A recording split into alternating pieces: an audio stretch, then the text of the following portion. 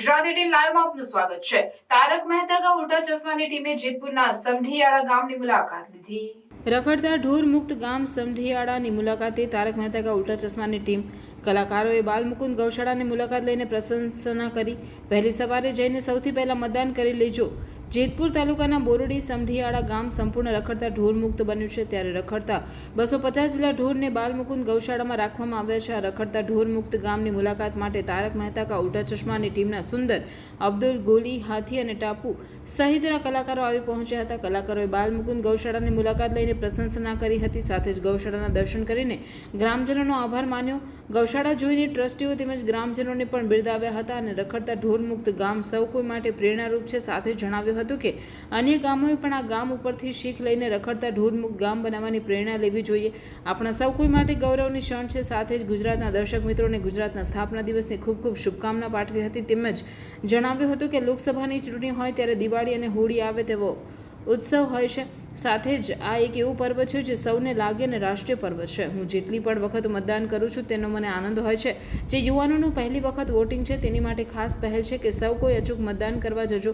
તમે જ્યારે મતદાન કરવા જશો ત્યારે દેશના નિર્માણ માટે તમારું યોગદાન આપ્યું છે। ઈવીએમ ઉપરની જે પ્રકારની સ્વિચ દબાવશો તે તરફ આપણું ભારત જવાનું છે। ઇલેક્શન જેવો આનાથી મોટો બીજો કોઈ રાષ્ટ્રીય હલ નથી। હાલ ગરમી વધુ છે, એટલે સૌ કોઈને વિનંતી છે કે વહેલી સવારે જઈને સૌથી પહેલાં મતદાન કરી લેજો। બાળકને જેવી રીતે કોઈની નજર ન લાગે તે માટે કાળું ટપકું કરતા હોય છે, તેવી જ રીતે ભારત દેશને કોઈની નજર ન લાગી જાય અને ભારત દેશને આગળ લઈ જવા માટે આંગળી ઉપર કાળું ટપકું મૂકવાનું છે। એટલે મતદાન કરવા અચૂક જજો તેવી સુંદર અપીલ કરી હતી।